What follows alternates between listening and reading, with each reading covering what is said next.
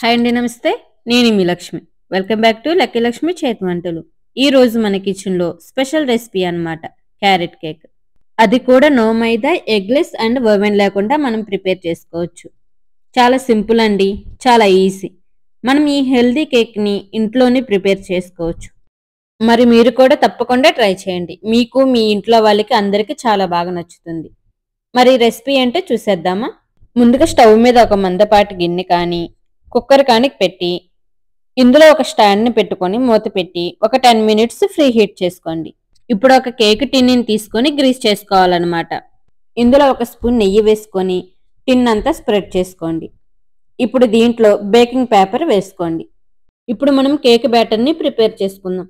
ఇప్పుడు ఒక mixing bowl తీసుకొని అందులోకి మిక్సీ వేసుకున్న ఒక కప్పు షుగర్, అరకప్పు పాలు, పించ్ ఆఫ్ సాల్ట్, అర టీ స్పూన్ యాలకుల పొడి, వేడి చేసి తీసుకున్న 3 స్పూన్లు నెయ్యి వేసుకోండి.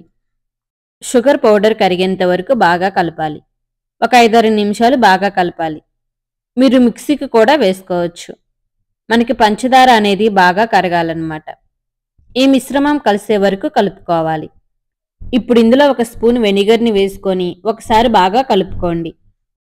ఇప్పుడు ఈ బౌల్ మీద ఒక జల్లెడ పెట్టుకొని ఒక కప్పు గోధుమ పిండి, ఒక పావు కప్పు మిల్క్ పౌడర్, అలాగే ఒక టీ స్పూన్ బేకింగ్ పౌడర్, అర టీ స్పూన్ వంట సోడా వేసుకోవాలి.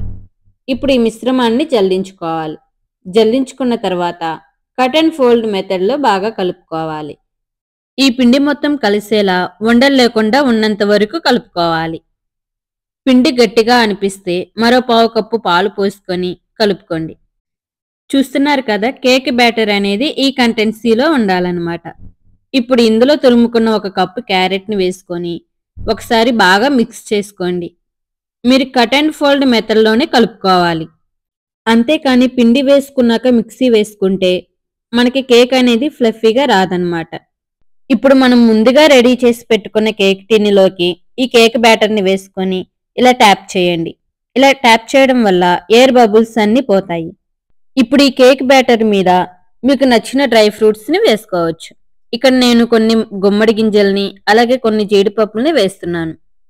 మనం ముందుగా ప్రీహీట్ చేసుకున్న గిన్నెలోకి ఈ కేక్ టిన్ పెట్టి మూత పెట్టుకుని మీడియం ఫ్లేమ్లో 40 నుంచి 45 నిమిషాల వరకు బేక్ చేసుకోవాలి.